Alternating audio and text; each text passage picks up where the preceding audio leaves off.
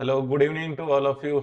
आज हम डिस्कस करेंगे कल के मतलब 7-8 दिसंबर को न्यूज़पेपर के अंदर एग्जाम पॉइंट ऑफ व्यू से क्या क्या इंपॉर्टेंट है।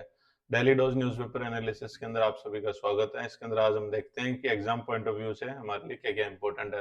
तो सबसे पहले न्यूज़ है स्पोर्ट्स से। स्पोर्ट्स के अंदर हम देखते हैं कि एक बहुत बड़ा इवेंट ऑर्गेनाइज हो रहा है इंडिया के अंदर। तो जब भी कोई इवेंट होता है, स्पोर्ट्स इवेंट ऑर्गेनाइज होता है, तो हमारे लिए ऑब्जेक्टिव के लिए सबसे इंपॉर्टेंट हो जाता है उसकी लोकेशन। तो इवेंट का नाम क्या है? हॉकी का जूनियर वर्ल्ड कप। हॉकी का जूनियर वर्ल्ड कप पहली बात तो ऑर्गेनाइज कहाँ पे हो रहा है और अब इसके अंदर क्या प्रोग्रेस क्या चल रही है। हॉकी का जूनियर वर्ल्ड कप चल रहा है इंडिया के अंदर। इंडिया के अंदर चल रहा है हमारे तमिलनाडु स्टेट के अंदर। इंडिया के अंदर तमिलनाडु स्टेट के अंदर यदि आपसे कोई सिटी पूछे तो चेन्नई के अंदर।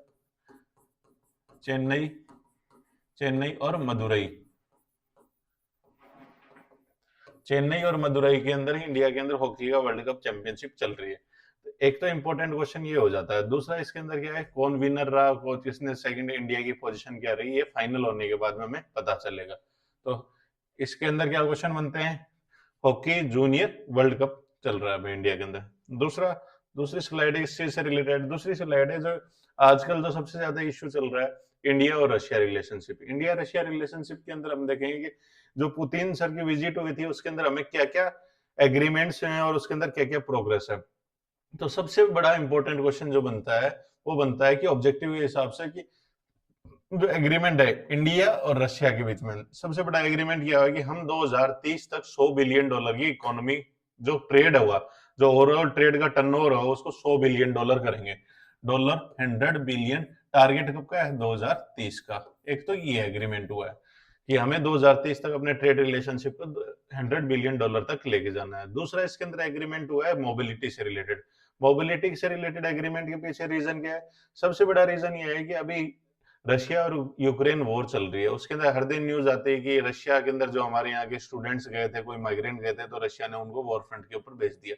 तो इस चीज से बचे हमारे वर्कर्स, हमारे स्टूडेंट्स। इसके लिए सरकार ने एग्रीमेंट किया है कि हम हमारे वर्कर्स का जो आपको यहाँ भेजेंगे उनको ट्रैक भी करेंगे। तो इसके लिए हमारे क्या है, labour movement in Russia curb illegal migration. तो इलीगल जो माइग्रेंट्स होते हैं अधिकतर इनके साथ ये समस्या होती है। तो इस चीज के लिए हमारे यहाँ एग्रीमेंट हुआ है कि हम इलीगल माइग्रेंट्स को रोकेंगे और लीगल तरीके से हमारे स्टूडेंट्स और वर्कर्स जाएंगे। तो इन दोनों के बीच में सबसे बड़े एग्रीमेंट ये दो हुए हैं। 2030 तक एक तो $100 बिलियन का ट्रेड का टर्नओवर करना है और दूसरा इलीगल माइग्रेंट्स को कर्व करने का। तीसरी न्यूज देखते हैं। तीसरी न्यूज भी स्पोर्ट्स से रिलेटेड है। स्पोर्ट्स के अंदर सब ये न्यूज क्यों इंपॉर्टेंट है? ये न्यूज इसलिए इंपॉर्टेंट है कि एशियन गेम्स होने वाले हैं। सबसे पहली बात तो कोई भी गेम होता है तो आपको ये पता होना चाहिए गेम, गेम का नेम क्या है। गेम का नेम क्या है? Asian games. एशियन गेम्स 2026 के अंदर कहाँ होने वाले हैं? तो दूसरा क्वेश्चन बनता है Aichi Nagoya. Aichi Nagoya Japan के अंदर। तो जापान के अंदर एची नगोया के अंदर 2030 के अंदर एशियन गेम्स होंगे। एशियन गेम्स होंगे तो उसके अंदर जब भी गेम्स अनाउंसमेंट के बाद में सबसे पहले होता है गेम्स के अंदर हमारा प्रतिनिधित्व कौन करेंगे, हमारे लीडरशिप कौन होगी। तो सहदेव यादव एक तो ये होंगे और दूसरा अजंता शरत कमल। दो प्लेयर्स को सरकार ने नॉमिनेट किया है किस चीज के लिए? एक तो क्या है, chief day mission. Chief day mission मतलब जो इन सबके लीडरशिप लेंगे, और दूसरा क्या है, जो डिप्टी चीफ डे मिशन। तो एक तो सहदेव यादव है और दूसरे अजंता शरत कमल। अजंता शरत कमल को आपको पता होगा टेबल टेनिस के बहुत बड़े प्लेयर हैं। इन्होंने 10 चैंपियनशिप लगातार जीती है, इसलिए सबसे ज्यादा इंपॉर्टेंट है। अगला टॉपिक है, अगला टॉपिक भी इंडिया रशिया रिलेशनशिप से इंडियन एक्सप्रेस का है। इंडियन एक्सप्रेस के अंदर क्या दिया गया है? इसके अंदर गया है निटी ग्रिटीज, क्या क्या छोटे छोटे पैक्ट भी हमने साइन किए हैं। छोटे छोटे पैक्ट के अंदर है सबसे इंपॉर्टेंट जो है, अलग अलग टॉपिक के अंदर क्या है, आईआर के अंदर कनेक्टिविटी के अंदर हमने साइन जो किया है, international north south transport corridor को हम डेवलप करेंगे रशिया के साथ, जो रशिया ईरान इंडियन ओशन होते हुए इंडिया को कनेक्ट करेगा। दूसरा, चेन्नई से व्लादिवोस्टोक तक हम कनेक्टिविटी करेंगे, किसकी? हमारे सी ट्रेड रूट को बढ़ाएंगे, जिससे कि ये सारा जो जो रेड सी के अंदर जो भी वॉर चलती है, ये इजरायली वॉर के कारण जो इन्फ्लुएंस चल रहा है वो सब खत्म हो जाएगा। प्लस हमारा जो सामान 30 दिन 40 दिन में जाता था वो आधे टाइम के अंदर रशिया के अंदर एक्सपोर्ट इंपोर्ट कर पाएंगे। एक तो ये। दूसरा है, रशिया हमें हेल्प किस करेगा, किसके अंदर करेंगे? न्यूक्लियर एनर्जी के अंदर। रशिया की सहायता से हमारे यहाँ एक न्यूक्लियर पावर प्लांट चल रहा है तमिलनाडु के अंदर, कन्नाकुलम न्यूक्लियर पावर प्लांट। तो उसके अंदर और वो उन्होंने सहायता देने की, नेक्स्ट फेज को स्टेब्लिश करने की बात की है। इसके अलावा ये diversification of the supply chain. Supply chain को डाइवर्सिफिकेशन का मतलब ये है कि जो मिनरल्स जिन मिनरल्स के ऊपर हम कहीं एक जगह पे डिपेंडेंट है, जैसे कि रेयर अर्थ मैग्नेट के लिए हम चाइना के ऊपर डिपेंडेंट है, उस चीज को डाइवर्सिफाई करेंगे। रशिया और इंडिया मिलकर एक नया अल्टरनेटिव क्रिएट करेंगे। चौथा इसके अंदर ये हुआ है कि concern extreme polarisation of information और टेररिज्म से रिलेटेड है। तो रशिया ने कंडेम किया टेररिस्ट अटैक कहीं भी इंडिया के अंदर होता है तो उस चीज को रशिया कंडेम करता है। अगला क्या है?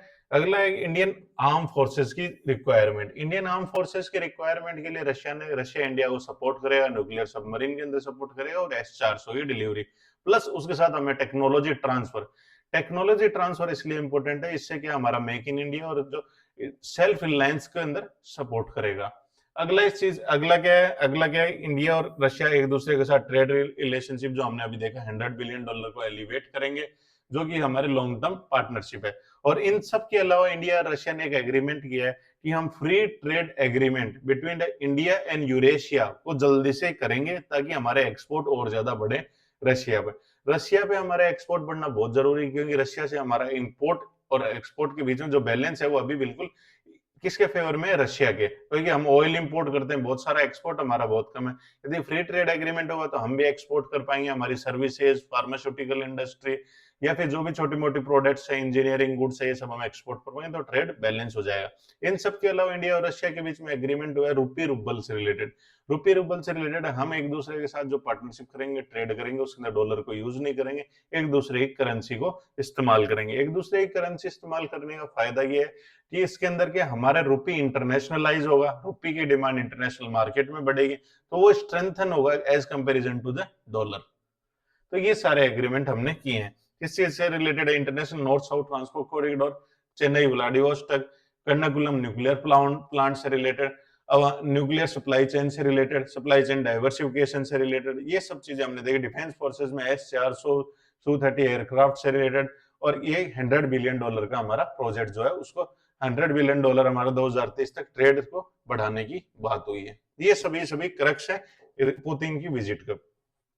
अब रिसेंटली बहुत ज्यादा न्यूज के अंदर क्या रहने वाली न्यूज जो है फीफा वर्ल्ड कप का पीस प्राइज मिला है। फीफा वर्ल्ड कप का पीस प्राइज किसे मिला है? यूएस के प्रेसिडेंट ट्रंप को मिला है। अब इसके पीछे एक बार थोड़ी बैकग्राउंड न्यूज देखते हैं। फीफा वर्ल्ड कप वाले पीस प्राइज प्रेसिडेंट ट्रंप को दे रहे हैं। इसके पीछे रीजन ये है कि अगला जो फीफा वर्ल्ड कप है 2026 का, वो कहाँ पे होस्ट होने वाला है? वो होस्ट होने वाला है नॉर्थ अमेरिका के अंदर। तो नॉर्थ अमेरिका के अंदर कनाडा आता है, कनाडा के बाद में यूएस आता है, यूएस के बाद में मैक्सिको आता है। तो फीफा वाले चाह रहे हैं कि पीस प्राइज दे दिया है प्रेसिडेंट को ताकि अच्छे से इवेंट ऑर्गेनाइज हो जाए। तो हमारे लिए इंपॉर्टेंट क्या है? फीफा वर्ल्ड कप अगला कहाँ पे होने वाला है? नॉर्दर्न अमेरिका के अंदर होने वाला है। नॉर्दर्न अमेरिका के ऊपर कनाडा, यूएसए और ये फिर नीचे वाला हिस्सा मैक्सिको। तो ये 3 कंट्री होस्ट करेगी फीफा वर्ल्ड कप 2026 को। ये इंपॉर्टेंट क्वेश्चन ये है कि फीफा वर्ल्ड कप 2026 कहाँ पे होगा। दूसरा क्वेश्चन ये बनता है जो फीफा का पीस प्राइज किसको मिला है? डोनाल्ड ट्रंप को। अगला है राजस्थान से रिलेटेड न्यूज। ये सब इंडियन एक्सप्रेस और द हिंदू की न्यूज है। इसके अंदर अगली न्यूज क्या है? ऑपरेशन दिव्य प्रहार। ऑपरेशन दिव्य प्रहार आपसे पूछ सकता है डायरेक्टली, ऑपरेशन दिव्य प्रहार किस चीज से रिलेटेड है? तो ये ऑपरेशन दिव्य प्रहार राजस्थान पुलिस का ऑपरेशन है जो कि झालावाड़ के अंदर चल रहा है। किस चीज से रिलेटेड है? ये ड्रग माफियाओं के ऊपर कंट्रोल करने के लिए। इसके अंदर सरकार के ड्रग कार्टल्स के ऊपर अटैक करती है, उन चीज को डिस्टेबलाइज करती है, उन सबको खत्म करती है। तो आपको ये पता होना चाहिए ऑपरेशन दिव्य प्रहार और ड्रग माफिया और झालावाड़, ये 3 चीजें आपको पता होनी चाहिए। अगली न्यूज है जो पहले 5 दिन से रिकरिंग न्यूज है, जो बहुत ज्यादा लगातार न्यूज के अंदर आ रही है, वो हर फ्लाइट कैंसिलेशन हो रहे हैं। मेजरली फ्लाइट कैंसिलेशन कौन से जो कंपनी के हो रहे हैं? वो इंडिगो के हो रहे हैं। दूसरा क्या इससे रिलेटेड इशू ये है कि जो फ्लाइट कैंसिलेशन हो रहे हैं उसके कारण जो पैसेंजर्स हैं उनको बहुत ज्यादा पेमेंट करनी पड़ रही है कि फ्लाइट के चार्जेस बहुत ज्यादा बढ़ गए हैं। तो ये सब चीजों के पीछे, इशू के पीछे मेन कारण है FDTL, flight duty time limitation. तो इश्यू के अंदर मेन कोर जो है वो है FDTL। FDTL होता क्या है? FDTL कहता है फ्लाइट ड्यूटी टाइम लिमिटेशन। इसकी फुल फॉर्म सबसे पहले आपको फुल फॉर्म पता होना चाहिए, फ्लाइट ड्यूटी टाइम लिमिटेशन। इसका मतलब क्या और इसके कारण ये इश्यू कैसे क्रिएट हुआ है? इसका मतलब ये है कि दुनिया के अंदर सबसे बड़ी सिविल एविएशन को रेगुलेट करने वाली authority international civil aviation organisation, इसके अंडर में हिंदुस्तान के अंदर DGCA director general of civil aviation.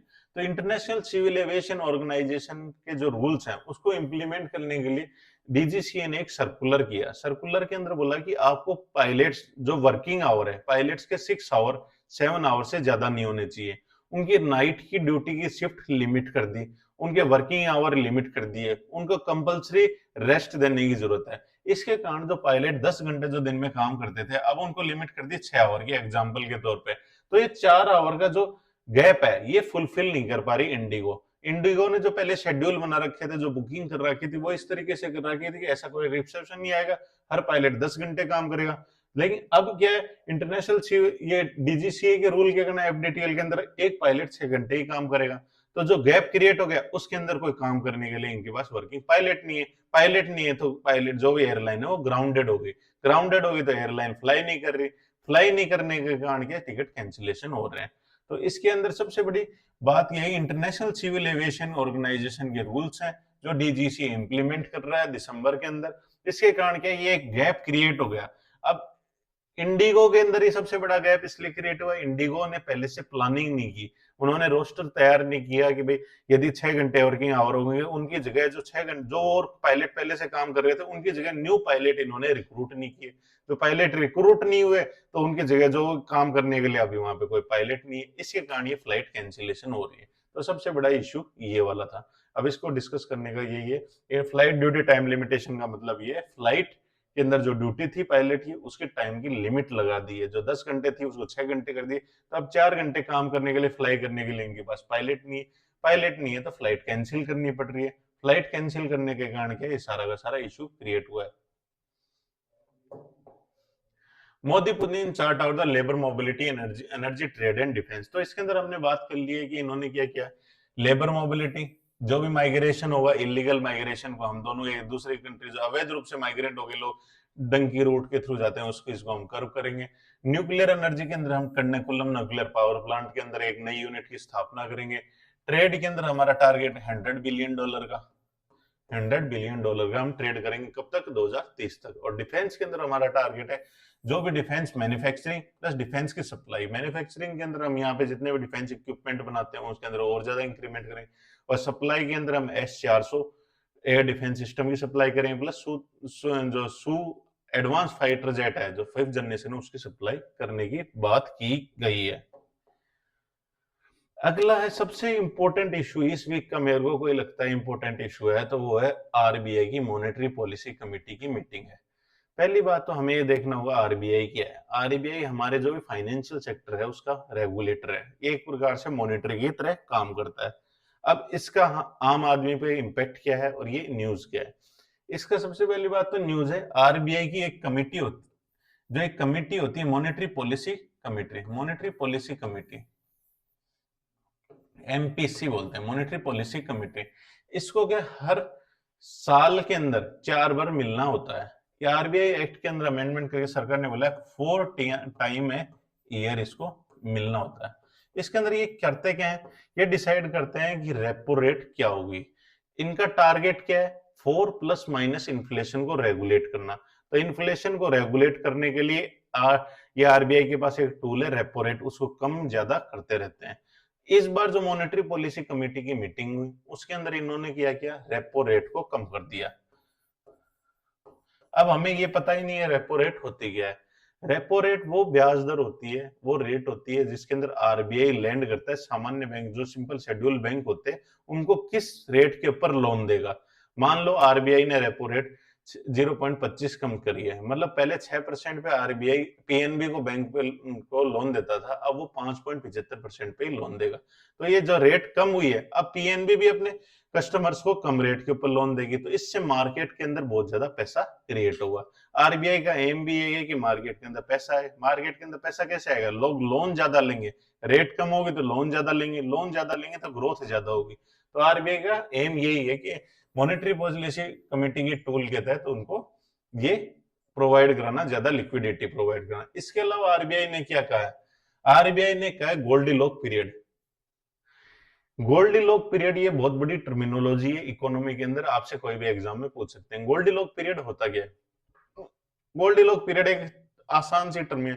इसके अंदर क्या होता है? इन्फ्लेशन, इन्फ्लेशन तो होती है बहुत कम, और ग्रोथ इकोनॉमी की बहुत ज्यादा। मतलब समझते हैं इसका, गोल्डीलॉक फेज का मतलब ये है कि आपकी इकोनॉमी के अंदर इन्फ्लेशन तो बहुत कम है, मतलब इन्फ्लेशन मतलब मुद्रास्फीति आपकी कंट्रोल के अंदर है, महंगाई आपकी इकोनॉमी में है नहीं, प्लस आपकी इकोनॉमी बहुत तेजी से ग्रो कर रही है, 8%, 9%, 10%। इंडिया के लिए गोल्डीलॉक जोन का क्यों प्रयोग किया गया है, कोई क्यों यूज किया इस टर्मिनोलॉजी को? कि इंडिया के अंदर अभी जो इन्फ्लेशन चल रही है 2 या 3% के बीच में चल रही है, ग्रोथ हमारी 8 या 9% के लगभग चल रही है, अलग अलग डाटा के हिसाब से अलग है। तो हमारी इन्फ्लेशन तो बहुत कम है और ग्रोथ हमारी बहुत ज्यादा चल रही है, इसलिए आरबीआई गवर्नर श्री संजय मल्होत्रा ने कहा है कि हम गोल्डीलॉक फेज से गुजर रहे हैं। तो गोल्डीलॉक फेज से क्लियर बाहर निकलने के लिए, अच्छा और अच्छा करने के लिए इन्होंने क्या रेट कम किए ताकि मार्केट के अंदर बहुत ज्यादा पैसा क्रिएट हो। ठीक है,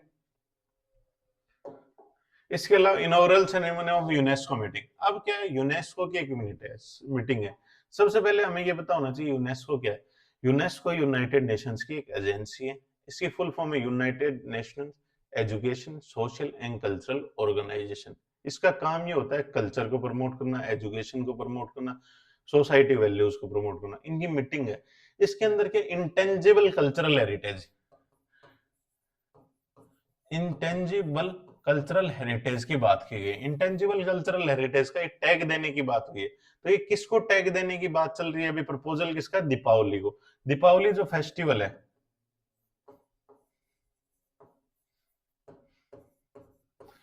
दीपावली फेस्टिवल को हम के इंटेंजिबल कल्चरल हेरिटेज की कैटेगरी के अंदर लाना चाह रहे हैं। इंटेंजिबल कल्चरल हेरिटेज की आज मीटिंग होगी, इसका रिजल्ट कल आएगा, तो हम कल के डिस्कस करेंगे इसको। राजस्थान तो बेटा first inter state translocation of tiger, ये बहुत बड़ी न्यूज है। इसके अंदर क्या है, ये क्या बोलना चाह रहा है? हिंदुस्तान में, इंडिया में पहली बार क्या हो रहा है, एक टाइगर रिजर्व से जो टाइगर हैं दूसरे टाइगर रिजर्व के अंदर ट्रांसलोकेट किए जा रहे हैं। तो हमारे लिए एग्जाम पॉइंट ऑफ व्यू से सबसे पहले इंपॉर्टेंट है कि आप ये पहली बार हो रहा है, बिल्कुल फर्स्ट टाइम हो रहा है। दूसरा क्वेश्चन ये बनता है कौन से टाइगर रिजर्व से टाइगर दूसरे टाइगर रिजर्व में लेके जा रहे हैं? तो पेंच टाइगर रिजर्व मध्य प्रदेश के अंदर, इसके अंदर लिखा हुआ है पेंच टाइगर रिजर्व मध्य प्रदेश, और रामगढ़ विषधारी टाइगर रिजर्व जो हमारी बूंदी के अंदर है। तो रामगढ़ विषधारी जो टाइगर रिजर्व है जो बूंदी के, उनसे तो हम पेंच के अंदर लेके जाएंगे, और पेंच के टाइगर लेके जाएंगे हम रामगढ़ विषधारी। इसका फायदा क्या है? इसके फायदा क्या है? जीन पुल, एक जगह टाइगर रहता है तो वहीं के जीन डेवलप हो जाते हैं, वहीं की अडेप्टेशन डेवलप हो जाती है, वहीं की जेनेटिक्स आ जाती है। लेकिन उसको दूसरी जगह लेके जाएंगे तो जीन के अंदर डाइवर्सिटी आएगी, जीन के अंदर डाइवर्सिटी आएगी तो उसके अंदर अडेप्टेबिलिटी ज्यादा होगी, और डार्विन के अनुसार उसके अंदर के डाइवर्सिफिकेशन भी ज्यादा होगा। जेनेटिक डाइवर्सिफिकेशन अडेप्टेशन के लिए मदद करता है। तो ये पहली बार हो रहा है। Rajasthan to witness first time, पहली बार हो रहा है बिल्कुल। इंटर स्टेट ट्रांसलोकेशन बिल्कुल हो रहा है, पहले एक ही स्टेट में होता था, अभी इंटर स्टेट हो रहा है। कहां से? पेंच से रामगढ़ विषधारी, और रामगढ़ विषधारी से पेंच के अंदर टाइगर जाएंगे। तो ये इंपॉर्टेंट न्यूज है। श्रीजय श्री to act as Indian tech German junior hockey world cup, वही न्यूज है। जूनियर हॉकी वर्ल्ड कप चल रहा है। जूनियर हॉकी वर्ल्ड कप कहाँ पे चल रहा है? इंडिया के अंदर हो रहा है। होस्ट कंट्री इंडिया है, इसके अंदर होस्ट सिटी स्टेट कौन सा है? तमिलनाडु, चेन्नई, और तमिलनाडु के अंदर चेन्नई, चेन्नई और मदुरई। तो ये हमें चीजें याद होनी चाहिए। तो श्रीजय हमारे कोच हैं junior hockey world cup final. अब इसका रिजल्ट जब आएगा तो हम देखेंगे कौन सी स्टेट ने कहा, कौन सी कंट्री ने क्या जीता है। अगला क्वेश्चन है स्पोर्ट्स से। स्पोर्ट्स के अंदर एक बहुत बड़ी न्यूज है। क्या स्पोर्ट्स के अंदर क्या? स्मरप्रीत ब्राड़, सिमरतपिन ब्राड़, इन्होंने क्या वुमेन 25 मीटर के अंदर आईएसएस वर्ल्ड कप फाइनल के अंदर, वर्ल्ड कप चैंपियनशिप चल रही है दोहा कतर के अंदर। ये वाला पर्टिकुलर प्रोग्राम दोहा कतर के अंदर हो रहा है, और सारे कायरो इजिप्ट के अंदर हुए थे। इसके अंदर रिजल्ट क्या निकला? वुमेन इंटरनेशनल शूटिंग फेडरेशन ने वर्ल्ड कप ऑर्गेनाइज कराया दोहा कतर के अंदर। इसके अंदर विनर कौन रही? 25 मीटर के अंदर, 25 मीटर पिस्टल कैटेगरी के अंदर स्मरप्रीत ब्राड़। तो स्मरप्रीत ब्राड़ ने गोल्ड मेडल जीता है इंटरनेशनल शूटिंग चैंपियनशिप की, वर्ल्ड चैंपियनशिप के अंदर दोहा के अंदर। तो ये हमारे लिए एक न्यूज है, फैक्ट है। Rajasthan first state to digitalise 100% of water roll in SIR, ये एक नेक्स्ट क्वेश्चन है। नेक्स्ट क्वेश्चन क्या है? ये कह रहा है जो SIR चल रही है, बहुत सारे स्टेट्स के अंदर SIR चल रही है, उसके अंदर सिर्फ एकलौता स्टेट है जिसने 100% डिजिटलाइज किया है किसको, SIR को। वो कौन सा स्टेट है, वो राजस्थान है। तो हमें ये याद होना चाहिए, राजस्थान ने इसके अंदर टॉप किया है। राजस्थान फर्स्ट स्टेट है, 100% वोटर लिस्ट जिन्होंने भी फॉर्म भरा था उन सबको हमने डिजिटलाइज कर दिया है। हिंदू रेट ऑफ ग्रोथ, अब ये न्यूज किस चीज से रिलेटेड है, ये न्यूज इस चीज से रिलेटेड है, तो आज की हमारी इंडियन इकोनॉमी ग्रो कर रही है 7%, 8%, 9% से ग्रो कर रही है, जो हाईएस्ट रेट ऑफ ग्रोथ है वर्ल्ड के अंदर। जबकि दूसरी पैराडॉक्स क्या है, दुनिया के लोग ये सोचते हैं कि हमारी ग्रोथ रेट बहुत कम है, तो उस रेट को उसको बोलते हैं Hindu rate of growth. Hindu rate of growth का ओरिजिन कहां से है, हिंदू रेट ऑफ ग्रोथ का ओरिजिन है जब हम इंडिपेंडेंस से लेकर 1980 1990 तक हमारी ग्रोथ रेट बहुत कम होती थी, 2% 3%, क्योंकि उस टाइम पे हमारे पास चैलेंजेस थे, पॉवर्टी थी, अनएम्प्लॉयमेंट था, हम प्राइमरीली एग्रीकल्चर के ऊपर डिपेंडेंट इकोनॉमी थी। उस टाइम हमारी ग्रोथ रेट बहुत कम हुआ करती थी, बहुत कम थी, तो इसलिए दुनिया के लोगों ने, इकोनॉमिस्ट ने हमें क्या कर दिया, हिंदू रेट ऑफ ग्रोथ कर दिया। तो पीएम मोदी जी इस व्यू को चेंज करना चाहते हैं, इस जो आइडियोलॉजी को लेबल जो हमारे लगाने वाले, आज इंडिया की इकोनॉमी हाईएस्ट ग्रोइंग इकोनॉमी है, इसलिए इस चीज को इन्होंने मलिग्न एंड एंटायर सिविलाइजेशन, हमारी इंडियन सिविलाइजेशन को बदनाम करने का तरीका है हिंदू रेट ऑफ ग्रोथ। तो हमें ये पता होना चाहिए हिंदू रेट ऑफ ग्रोथ है क्या चीज।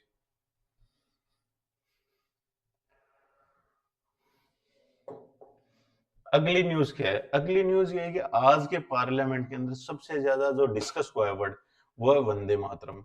वंदे मातरम क्यों डिस्कस हुआ, इसके लिए अलग से क्यों, वंदे मातरम हमारा नेशनल सॉन्ग है, पहली बात तो नेशनल सॉन्ग है, तो अब हमें ये पता होना चाहिए इसको किसने गाया था, कब गाया था, कौन से नॉवल के अंदर है। तो सबसे पहले हम वंदे मातरम को सेलिब्रेट कर रहे हैं, 150 ईयर ऑफ वंदे मातरम को सेलिब्रेट कर रहे हैं। इसको किसने लिखा था, इसके लिरिक्स किसने लिखे, बंकिम चंद्र चटर्जी के अंदर, बंकिम चंद्र चटर्जी ने इसके लिरिक्स लिखे। कौन सी बुक के अंदर लिखे, इनका फैक्ट है आनंद मठ। आनंद मठ, बंकिम चंद्र चटर्जी और वंदे मातरम, ये तीन फैक्ट आपको बिल्कुल याद होने चाहिए। कौन से साल में लिखा था, 1875, 1875। 1875 हमारे इंडियन हिस्ट्री के अंदर बहुत इंपॉर्टेंट है।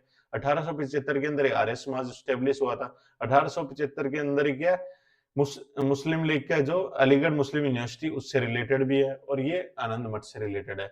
आनंद मठ के अंदर जो वंदे मातरम था उसको लिखा था बंकिम चंद्र चटर्जी ने, आनंद मठ।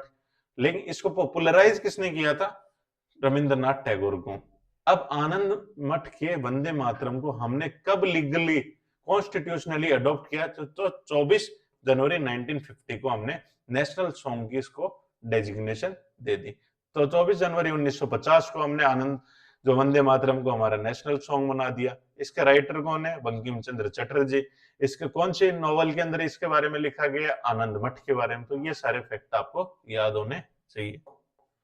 अगला क्या, हर बूथ पे 100% डिजिटलाइज, ये दैनिक भास्कर की न्यूज है, वही जो इंडियन एक्सप्रेस के अंदर आई थी। 100% डिजिटलाइज करने वाला SIR को पहला स्टेट कौन सा है, राजस्थान। ये यूनेस्को की इंटर गवर्नमेंट कमेटी है, इसके अंदर दीपावली को आज क्या है, दीपावली का प्रपोजल है कि इसको क्या बनाया जाए, इंटेंजिबल कल्चरल हेरिटेज। इससे पहले इंटेंजिबल कल्चरल हेरिटेज हमारे 7-8 है, उसके बारे में हम देख लेते हैं। इसके अंदर क्या है, कोटिगेट्टम है केरला का, रामलीला, हमारे रामलीला जो हमारे दीपावली के ओरिजिन पे की जाती है, रमन्ना भी है। इसे छाऊ डांस कहाँ का है, छाऊ डांस हमारा बंगाल और उड़ीसा का है। उसके अलावा मेडिएटो, मेडिएटो भी केरला का है। संकीर्तन, संकीर्तन जो बजाते गाते आते नॉर्थ इंडिया के अंदर है। कालबेलिया डांस हमारा राजस्थान का है। गरबा हमारा गुजरात से रिलेटेड है। और उसके वैदिक चैंटिंग और बुद्धिस्ट मठ के अंदर जो हमारे लद्दाख के अंदर आते हैं, ये सब इंटेंजिबल कल्चरल हेरिटेज यूनेस्को द्वारा रिकॉग्नाइज है। अब इसके अंदर एक और ऐड होने वाला है, दीपावली, यदि आज पास हो गया तो यूनेस्को के अंदर। नेवी को 2029 में मिलेंगे राफेल MZ। तो ये क्या है, नेवी को क्या है, नेवी को इंडियन ओशियन के अंदर जैसे जैसे चाइना, पूरी दुनिया के लोग इन्वॉल्व होते जा रहे हैं, तो हमें इंडियन ओशियन की सिक्योरिटी के लिए वो बेहतर डिफेंस सिस्टम की जरूरत है। तो इंडियन नेवी की डिमांड है कि हमें भी राफेल मिले। राफेल M फॉर मरीन, तो ये कब तक डिलीवर होगा, 2029। राफेल को कहां से ले रहे, कौन सी कंट्री से ले रहे हैं, हम फ्रांस से ले रहे हैं।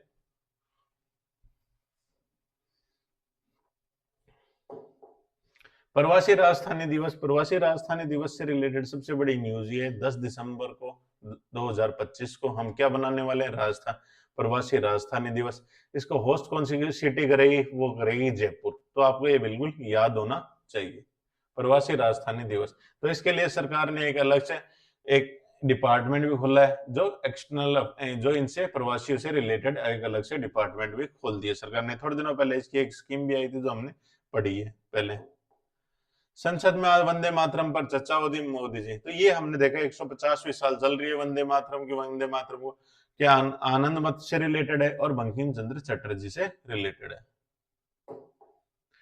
सफल आयोजन के लिए राजस्थान की मेजबानी। अब ये न्यूज किस चीज से रिलेटेड है, ये स्पोर्ट्स से रिलेटेड, खेलो इंडिया यूनिवर्सिटी गेम्स से। खेलो इंडिया यूनिवर्सिटी गेम्स का राजस्थान ने पहली बार, एक तो इसका होस्ट स्टेट था। इसके अंदर कौन कौन सी सिटीज के अंदर, राजस्थान में सभी संभाग लेवल पर 7 सिटीज के अंदर आयोजित किया गया। प्लस राजस्थान के अंदर इसके अंदर क्या इनोवेशन किया इन्होंने, हमने 4 नए स्पोर्ट्स जोड़े, कैनोइंग, काइंग, बीच वॉलीबॉल और साइकिलिंग।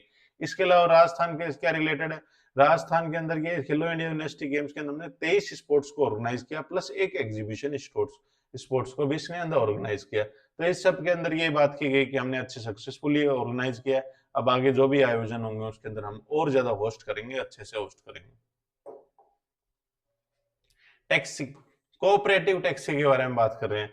कोऑपरेटिव मिनिस्टर हैं तो कोऑपरेटिव टैक्सी के बारे में बात कर रहे हैं। कोऑपरेटिव का मॉडल क्यों इंपॉर्टेंट है, कोऑपरेटिव का मॉडल सबसे ज्यादा इंपॉर्टेंट इसलिए, कोऑपरेटिव के अंदर आम आदमी अपने रिसोर्सेज पूल करके एक इंस्टीट्यूशन डेवलप करते हैं, जैसे कि अमूल और सरस।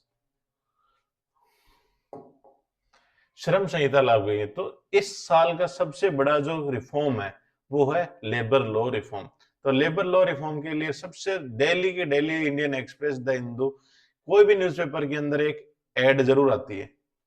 तो इसके एड के अंदर क्या है, मोदी सरकार की ये बोला है कि जोखिमपूर्ण हजार्डस इंडस्ट्रीज के अंदर क्या होने वाला है, हजार्डस इंडस्ट्री के अंदर इंटरनेशनल जो भी होंगे समान सुरक्षा, उन सभी के लिए समान सुरक्षा मानक लागू होंगे। 250 उससे ज्यादा कामगार होने पर सुरक्षा अधिकारी, सेफ्टी ऑफिसर को नियुक्त करना, आपसे यदि 250 लोग इन्वॉल्व है। प्रतिष्ठानों की सुरक्षा समिति, सिक्योरिटी काउंसिल की व्यवस्था करनी पड़ेगी आपको। कार्य समूह, सभी कार्य स्वास्थ्य जांच अनिवार्य है। क्या, सभी की हेल्थ इंस्पेक्शन अनिवार्य रूप से जांच करना। सेवा के दौरान बाद में निःशुल्क वार्षिक स्वास्थ्य जांच, ईयरली आपको हेल्थ इंस्पेक्शन, हेल्थ जांच करानी जरूरी है। और महिलाओं की यदि सहमति हो जोखिमपूर्ण कांड में, उनको भी इन्वॉल्वमेंट किया जाए। तो जेंडर इक्वलिटी की बात हुई है इसके अंदर।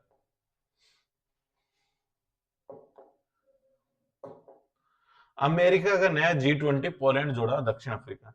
तो इसके अंदर क्या है, अमेरिका G20 की अगली 2026 के अंदर मीटिंग कहाँ होने वाली है, पहले हमें ये पता होना चाहिए। G20 की 2026 की मीटिंग होने वाली है अमेरिका के अंदर। तो अमेरिका होस्ट कंट्री है, तो अमेरिका ने G20 के अंदर से G20 की 2025 की मीटिंग कहाँ पे हुई है, साउथ अफ्रीका के अंदर। अमेरिका ने क्या है, नया G20 बनाया है, जिसके अंदर 2026 में होस्ट कौन करेगा, अमेरिका। इन्होंने कहा पोलैंड को मैं जोड़ रहा हूं और साउथ अफ्रीका को हटा रहा हूं। तो नया G20 का आर्किटेक्चर जो यूएस ने घोषित किया उसके अंदर क्या, पोलैंड होगा और क्या नहीं होगा, साउथ अफ्रीका नहीं होगा। नेशनल सिक्योरिटी सेस नोट, तो नेशनल सिक्योरिटी सेक्स टैक्स लगाया जा रहा है किसके ऊपर, टबैको और मसाला प्रोडक्ट्स के ऊपर। इस टैक्स को किस लिए काम में लिया जाएगा, हेल्थ इंफ्रास्ट्रक्चर डेवलप करने के लिए और नेशनल सिक्योरिटी इंफ्रास्ट्रक्चर को डेवलप करने के लिए यूज किया जाएगा। पार्लियामेंट के अंदर बिल पास हो चुका है। खम्मा गणी फिर मिलेंगे। तो खम्मा गणी क्या है, खम्मा गणी क्या है, ये हमारा ये मस्कट है किस चीज का, खेलो इंडिया यूनिवर्सिटी गेम्स का। और इसकी टैगलाइन क्या है, पधारो हमारे राजस्थान, जीतो सारा हिंदुस्तान। तो ये संपन्न हो गया है। तो इसके अंदर टॉप किसने किया है, चंडीगढ़ यूनिवर्सिटी चैंपियन रही है ओवरऑल कैटेगरी के अंदर। बाजार में नकदी की चिंता करें, 1 लाख करोड़ रुपए बॉन्ड खरीदेगा आरबीआई। आरबीआई ने कहा है मैंने रेपो रेट तो कम करी थी, उसके साथ साथ मैं मार्केट से 1 लाख करोड़ रुपए बॉन्ड खरीदूंगा। 1 लाख करोड़ रुपए बॉन्ड खरीदने का आरबीआई का मतलब सिर्फ इतना सा है, हम बॉन्ड खरीदेंगे, उतने बदले 1 लाख करोड़ रुपए मार्केट के अंदर देंगे। मार्केट के अंदर 1 लाख करोड़ रुपए आएंगे तो लोगों को लोन मिलेगा, किसी को अपना बिजनेस खोलना है तो उसके लिए लोन मिलेगा, तो लोगों की इकोनॉमिक एक्टिविटी बढ़ेंगी। और इकोनॉमिक एक्टिविटी बढ़ेगी तो इकोनॉमी ग्रो करती है। तो आरबीआई का एम यही है कि हम इकोनॉमिक एक्टिविटी को बढ़ाएंगे, क्योंकि इस टाइम पे गोल्डीलॉक जोन के अंदर हमारी इकोनॉमी चल रही है, हमारा इन्फ्लेशन बहुत कम है और ग्रोथ बहुत ज्यादा है। अब अगला प्रवासी राजधानियों के लिए अलग से विभाग होना। प्रवासी राजधानियों के लिए कैबिनेट ने कल अलग से एक नया डिपार्टमेंट बना दिया। इस डिपार्टमेंट का नाम क्या है? घरे घरेलू में विदेशी राजधानी मामलात विभाग, department of domestic and overseas राजधानी अफेयर। तो ये एक नया डिपार्टमेंट बना गया है, जिसका नॉन रेजिडेंट राजधानी जो भी है उन सबके वेलफेयर के लिए एक नया डिपार्टमेंट बनाया है। तो अभी तक के लिए, आज तक के लिए यही हमारे लिए करंट अफेयर था। अब हम कल डिस्कस करेंगे कल का न्यूज़पेपर और कल के लिए जो एग्जाम के लिए इंपॉर्टेंट होगा। Okay, thank you all of you.